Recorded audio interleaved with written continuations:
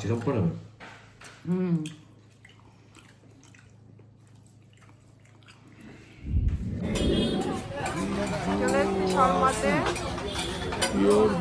বাড়িতেই ঢুকলাম, নিচে এত গান হচ্ছে, নিচ থেকে আর ইয়ে করিনি।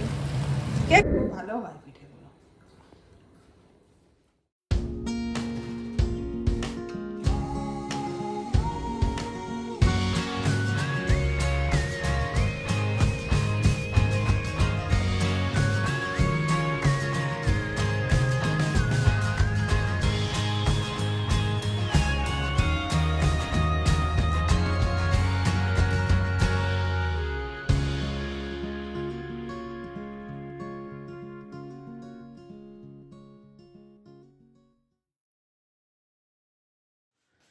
Good morning everyone, welcome back to my channel, to our new blog. সকালবেলা ঘুম থেকে উঠে ধোয়া ওড়ানো 1 কাপ চা তো খেলাম মধু দিয়ে। সে চাটা তো তোমরা দেখতেই পেলে। রাজা এখনো ঘুমোচ্ছে, ওঠেনি। বেলা খুব একটা বেশি হয়েছে তা না, এখন 9টা বাজে। আমি উঠেছি অনেকক্ষণ, ওই চাটা খেলাম, ফ্রেশ হলাম। আর এখন 1 গামলা জামা কাপড় রয়েছে, দেবো মেশিনের মধ্যে, সেগুলোকে কাচতে হবে। ওই যে দেখো গামলা ভর্তি জামা কাপড়। আর দেখি কি মাছ এনেছে, চলো দেখি তোমাদের সাথে। মাছ রেখে ভোরবেলায় চলে গেছে ওই ভাটায়। ভোরবেলা বলতে আগে মনে হয় মর্নিং ওয়াকে গিয়েছে, তারপরে বাজার করেছে ওই 8টা ট্রেন ধরে ভাটায় গিয়েছে। আজকে আবার একটু বেরোনোরও আছে, কোথায় কি বেরোবো সে পরেই জানতে পারবে। এখন মাছগুলো কি এনেছে দেখি, চাল টাল ভিজিয়েও রেখেছি ভাত করার জন্য। এখন মাছটা দেখি খুলি কি দেখি। এই যে এই হচ্ছে ভেটকি ফ্রাই হবে। বাটার ফ্রাই খাই না বাবা অনেক দিন, কালকে খাওয়ার টেবিলে বসে বলছিল। এই যে বাটার ফ্রাই মাছ চলে এসছে, দেখো। এইগুলো দিয়ে ফিশ ফ্রাই বাটার ফ্রাই দুটোই হবে, কিছু রেখে দেওয়ার। এখানে কি মাছ, ও বাবা 1 ব্যাগ বোয়াল মাছ নিয়ে চলে এসছে, বুঝেছ? কত বোয়াল মাছ, বোয়াল মাছগুলো তো ভীষণ ভালো, খুব তেল আছে, আর বড় সাইজের মাছ। এই হচ্ছে মাছ, ধরবে না এটা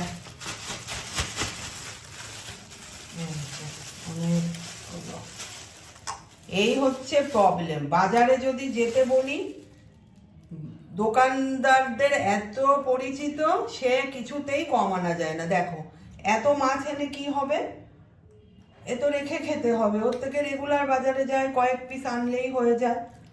আমি যখন বাজার করতাম, আমি যে কি কিপ্টের মতো মাছ আনতাম, সত্যি তাই। আমাকে তো সাহসই পেতো না, এত নিয়ে যান অত নিয়ে যান, আর একে শুধু ব্যাগ ভর্তি করে করে দিয়ে দেয়। দেখো মনে হচ্ছে কোনো লোকজন খাবে, এই পরিমাণ নিয়ে এসছে। আর 1 মাছ কদিন বসে খায়। মাছগুলো ভাগ করলাম, রেখে দিই, ও তো এসে ধোবে, যা করার করবে। আর আমি কয়েকটা মাছ এর মধ্যে নিয়ে নিয়েছি। অরূপ আজকে যাবে ডক্টরের কাছে, চেক আপ আছে, আমিও যাব, একটু ঘুরেও আসবো, ডক্টরও দেখানো হবে, জাস্ট চেক আপই, যে নি রিপ্লেসমেন্টের সন্তোষ কুমারের কাছে। তা মা আবার বোয়াল মাছ খেতে পছন্দ করে, আর আমি তো দূরে থাকি, সমস্ত খাবার যা খায় সবই তো দিদি করে, আমি তো এইসব কিছুই করতে পারি না। কখনোই যাই আসি হুটহাট করে, কোনো কিছু মানে কি বলে রান্নাবান্না কিছু নিয়ে যাওয়া হয় না। কখনো হয়তো মন চাইলো একটু মিষ্টি, এগুলো নিয়ে যাই। তাই ভাবছি এই মাছটা নিয়ে যাব মায়ের জন্য। এই যে কয়েক পিস ফ্রিজে রেখে দেবো, চলো। আর কয়েক পিস আবার রিকো ভালোবাসে ফিশ ফ্রাই করলে, ওর জন্য কয়েক পিস ফিশ ফ্রাই নিয়ে যাব। আর কালকেও দাদা ফোন করেছিল, আমার ভাসতে প্রসর, ও কি ভালো খায় ফিশ ফ্রাই, মানে 3 ভাই সমান পাল্লা দিয়ে খায়, এরকম খেয়েছে। আমি ভেজেছিলাম আসলে, তারপরে আমি ওকে অনেকগুলো বানিয়ে দিয়েছিলাম মানে কাঁচা অবস্থায়। দাদা বলছে আমরা এখনো খাই না, ও এত ভালো খায়, আমরা ওকে 2-3টে করে করে ভেজে দিই, এখনো 5-6টা রয়েছে, ও খাবে, এত পছন্দ করে। তাই দেখো দূরে থাকে, তাই মন চাইলে দেওয়া যায় না। 1 কথায় 2 কথায় তোমাদের সাথে কত কথা বলে ফেললাম। এখন ডিপ ফ্রিজে রেখে দিই, এখন সকালবেলা যাওয়ার সময় নিয়ে যাব, ডিপে থাক। আবার ধনে পাতাটা আনিনি, ফিশটাকে মাখাতে হবে, পেঁয়াজ রসুন আদা গোলমরিচের গুঁড়ো এগুলো তো সব ঘরেই আছে। এবার চলে গেছে, বলছে রাজাকে বলো, ও তো এখনো ওঠেনি, আর সামনে পরীক্ষা, উঠে এই ওই সেই পড়াশোনাই করে না, কি করব ভাবছি আমি যাব নাকি না মীরা আসলে ওকেই পাঠাবো। আমার আর যেতে ইচ্ছা করছে না, যেতে গেলে আবার পোশাক আশাক চেঞ্জ করো। চলো এবার কিছু কাজ কর্ম কমপ্লিট করে নিই, আবার পরে তোমাদের সাথে দেখা হচ্ছে। মোটামুটি সমস্ত কিছুই পড়ে আছে। আর চলছে ব্রেকফাস্ট, এই যে ম্যাগি, তাই না? এখন ম্যাগি খাবে, খেয়ে রাজার আবার স্যার আসছে, অঙ্ক করবে, ঝটপট খেয়ে নিক। রাজার স্যার এসছে, তাই দরজাটা ভিজিয়ে দিলাম, না হলে কথা স্যারের কানে যেতে পারে, খারাপ দেখা যাবে। ব্রেকফাস্ট আমার হয়ে গেছে, রাজা তো করছে, আমি খেয়েছি দুধ মুড়ি ছাতু। আর এই যে জামা কাপড়গুলো এখন গোছাবো, এই যে জামা কাপড়গুলো এখন গোছাবো, গুছিয়ে গাছিয়ে স্নান করব। ঘড়ির কাঁটা এখন 12টা বেজে গেছে। আবার দুপুরবেলায় তোমাদের দেখা হবে তোমাদের সাথে, তার মধ্যে দেখি দাঁড়াও মাছ কি করে রান্না বান্না করছে একটু। রান্না চলছে, বেগুন ভাজা, এখানে ভাত বসিয়ে দিয়েছে, এই যে মাছে লবণ হলুদ মাখানো, আর এই যে ভেটকিটা মাখানোর জন্য পেঁয়াজ রসুন আদা এই যে মাখানো, এখানে আলু ভাজা কমপ্লিট, মাছ মনে মাখানো কমপ্লিট। পাতা তো পুরোটা দিয়ে দিয়েছো না? পুরোটা পাতা ভালো লাগে। দুপুরে লাঞ্চ শুরু হয়ে গেছে, খাচ্ছে, এই হচ্ছে মাছ, সেই বোয়াল মাছ, এই যে রাজা খাচ্ছে। রাজা কি কি খাচ্ছিস বলতে পারবি? হ্যাঁ, কি বলো? চিংড়ি মাছের ঘন্ট, তারপর হচ্ছে বেগুনি স্যালাড আছে আর বোয়াল মাছ। রাজা চিংড়ি মাছের ঘন্ট না, লাড় ঘন্ট চিংড়ি মাছ দিয়ে, বেগুনি না, ওটা শুধু বেগুন ভাজা। রাজা সবসময় উল্টো বলে, বেগুনিটাকে হচ্ছে বেগুন ভাজা আর এটাকে বেগুন। ওদের খেতে দিয়ে আমিও বসে পড়েছি খেতে। আর একটা দুটো আইটেম হয় ফ্রিজের মধ্যে, একটা দুটো থেকেই যায়, জানো না তো। একটুখানি রান্না করলেও যেন রেগুলার রান্নাগুলো জমে যায়, এটাই হয় প্রবলেম। বাড়িতে লোকজন কম থাকলে সবজিপাতি যাই করো সহজে শেষ হতে যায় না। এই যদি 5-6 জন হয় তাহলে কিন্তু একটু একটু খেলে শেষ হয়। আর এই ফ্রিজে রেখে খাওয়া ব্যাপারটা আমার একদমই যেন পছন্দ হচ্ছে না। সব সময় মনে করি একদম ফ্রেশ যেটুক হবে টাটকা রেঁধে খাবো। আজকেও যেমন দেখো শুক্তোটা কাল করা হয়েছিল, ঝোল তরকারিটা ছিল, রাজা তো মুখেও দেবে না, আমি আর ওই খেলাম। তারপরে মাছটা আবার বলছি এত বড় মাছ না আনলেই পারতে, কেমন রুঠা রুঠা লাগছে, তেল না হলে আমার আবার ভালো লাগে না। বেশ মিডিয়াম সাইজের মাছ হবে, একটু অয়েলি অয়েলি হয়। আমাকে আবার বলছে তুমি কি গাদার মাছ নিয়েছো? আমি বললাম না, বড় কোলের মাছ, তাই আমি আধা নিয়েছি, একটা অত বড় খাওয়া যাবে না, তাই এইভাবেই খাচ্ছি। আর গুড ইভিনিং, এখন 4:30 বাজে। এই যে খাওয়া দাওয়া করে একটু রেস্ট করলাম, তারপরে রেডি হয়ে গেছি, এখন বেরোচ্ছি। যাওয়া যাক তাহলে, কোথায় যায় না যাই সবই তোমরা দেখতে পারবে, তার জন্য সঙ্গে থাকতে হবে। চলো তাহলে যাওয়া যাক।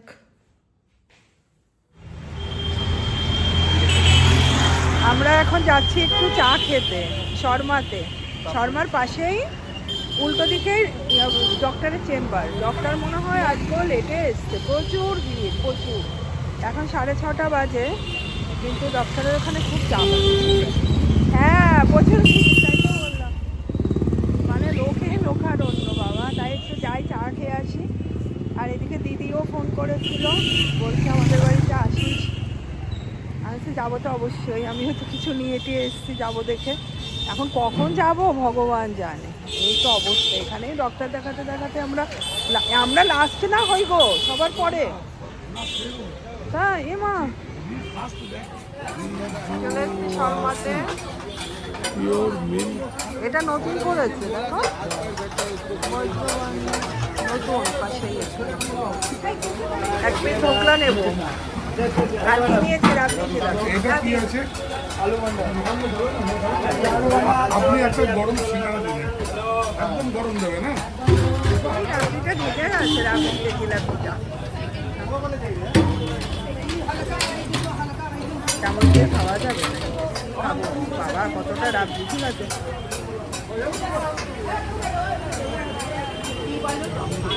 কত কিছু খেয়ে আসলাম, রাবড়ি জিলাপি, তারপর আমি খেলাম ঢোকলা, ও খেলো সিঙ্গাড়া, আর হচ্ছে দুধ চা। বললো কেশর চা খাবে, আমি বললাম না বাবা আর পারছি না, কেশর চা দুধ চা, কত পেট পুরো হাউসফুল। আর এখন ভগবানের নামে যে বসে থাকতে হবে বাবা রে বাবা, যে ভিড় দেখলাম। এখন বাজে 8টা, ফাইনালি ডাক পড়েছে, তাও বসে আছি, একটু বাদে চেম্বারে ঢুকতে হবে। আর আমি দেখো গলায় হাত দিয়ে দেখছি অটোমেটিক্যাল আমার গলায় অ্যালার্জি টাইপের উঠে গেছে, যখন যা সেইভাবে অ্যালার্জি হুটহাট করে উঠে যায়। এখনই তোকে দেখাচ্ছি না। এই যে পিঙ্কি রেসিপিতে কি হচ্ছে এটা? এটা চলে এসছি তো ডিমের চপ। ডক্টর দেখিয়ে পিঙ্কিদের বাড়িতে ঢুকলাম, নিচে এত গান হচ্ছে, নিচ থেকে আর ইয়ে করিনি। কে পিসির বাড়ি যাচ্ছে?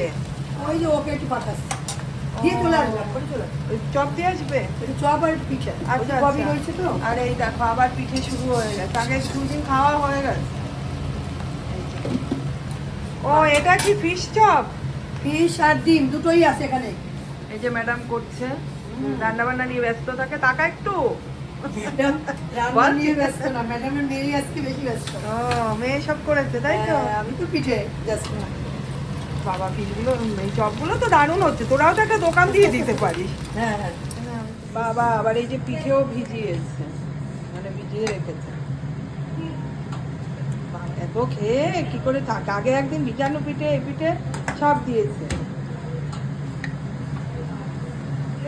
বল, ভিডিও তো বলবি না, বলা যাবে না। হ্যাঁ, একদিনেই খাওয়াবে করে দিলাম। বলবে, থাকিস। ওই যে ববিদিরাও আছে, ভাবলাম ও মাসি বাড়ি পাঠিয়েছিস? মাসি বাড়ি পাঠানো হয়েছে। আচ্ছা আচ্ছা, এখন হচ্ছে ননদদের বাড়ি। এখন শুধু ওই দিদির বাড়ি। হ্যাঁ, রিতাদের বাড়িতেই তো ববিদিরা আছে। হ্যাঁ, ববিদি আছে। যে তিল খিসা, আমাদের সেই তিল খিসা চিতই পিঠে ফেমাস। না, সবকিছু না, কোনো কিছু নেই। এই যে কাটাকাটি সব বসা। এগ ডেভিল আর হচ্ছে ফিশ ডেভিল খাচ্ছি এখন। Chop chop. ও চপ, তাই তো? Fish chop, fish chop, egg chop, ওটা তুই খা। পিঙ্কির চপ। পিঙ্কি বিকাল থেকে নিজে হাতে সব করেছে, আগে আসলে রেসিপি দেখাতে পারতাম। এই যে দেখি পিঙ্কি চেহারাটা দেখা, তো স্নানও হয়নি। দিগ্বিজয় খাচ্ছে, ও তাহলে একটু হাই এলো করলো, টাটা করলো। আর এই যে এ নাকি খাবে না। চপ খাওয়া কমপ্লিট, এখন এই যে গরম গরম চিতই পিঠে আর হচ্ছে তিল খিসা। আর এই যে পিঠেগুলো কি সুন্দর নরম সফট হয়েছে, একটা জড়ার মধ্যে করে, খুব ভালো হয় পিঠেগুলো। এই যে লিফটের এখানে ওয়েট করছি, এখন খাওয়া দাওয়া তো বাম্পার করে চলে যাচ্ছি। দেখেছিস কেমন করে, তো কি হয়েছে ঘরে? না জল আর খাবো না, কতটা কোল্ড ড্রিঙ্কস খেলাম, আবার জল ওরে বাবা, আমি আর কিচ্ছু খাবো না, আমার পুরো হাউস পেট। চলে আসলাম বাড়িতে, আজকে খুব ভালোভাবেই চলে এসেছি, রাস্তায় এক ফোঁটা জ্যাম নেই, যেহেতু বিয়ের ডেট মনে হয় না কিছু আছে, যা দেখলাম একদম 25 মিনিটে বাড়ি পৌঁছে গেছি। আর ডক্টর ওর কি বললো তাই তো তোমাদের বলা হয়নি, সমস্ত কিছু ঠিকঠাক আছে বলেছে। আর আমি আবার জিজ্ঞাসা করলাম কেদারনাথ মানে বৈষ্ণব দেবী এগুলো যেতে পারবে? ডক্টর বলেছে নিশ্চয়ই পারবে, অবশ্যই যাক, কোনো ব্যাপার না। অপারেশন করা একজন মানে একজন মহিলা শুনলাম ওনার থেকে, অনেকদিনই করেছে, উনিও প্রচুর হাঁটাহাঁটি করে, এখানে ওখানে সব জায়গায় যায়, উনি হঠাৎ করে পড়ে গেছে, তাই ভয় পেয়ে ডক্টরকে দেখাতে এসছে। এবার ওইটা আমার মাথায় ঢুকেছে, আমি আবার জিজ্ঞাসা করলাম ডক্টরবাবু কখনো সামহ পড়ে গেল, এইসব কেস তো এদের হয়েছে, নি রিপ্লেসমেন্ট, তাহলে কি আর প্রবলেম হবে? বললো কোনো প্রবলেম হবে না, সাধারণ মানুষ পড়ে গেলে যা হবে ওনারও তাই হবে, আপনি যদি পড়ে যান আপনার যেটা হবে ওনারও তাই হবে, এক্সট্রা কিচ্ছু হবে না, ওতে কোনো ভয় নেই। সব কিছু শুনে যাক মনটা ভালো লাগলো, আর সমস্ত কিছু ওকে চুটিয়ে হাঁটতে বললো, এক্সারসাইজ করতে বললো, খাওয়া দাওয়া করতে বললো, আর কিছুই তো খাবো না। দেখতে পেলে সন্ধ্যা থেকে কত কিছু খেয়েছি, বাইরে খেলাম শর্মাতে, দিদি বাড়িতে যে অনেক কিছু, ঘড়িতে তো এখন 25 বললাম, উপরে উঠতে উঠতে 10:30টাও বেজে গেছে। ভিডিওটা তাহলে আজকে এখানে এন্ড করছি, যদি কিছু ভালো লেগে থাকে please like share and subscribe করো, দেখা হবে নেক্সট ভিডিওতে। আর রাজার জন্য দিয়ে দিয়েছে খাবার দাবার, রাজাকে এখন দেখি ও যদি ওই চপগুলো খায় তাহলে ওকে ওইগুলো গরম করে দেবো, কিছু পিঠে খাবে, আর তাহলে রাজারও খাওয়া কমপ্লিট হয়ে যাবে।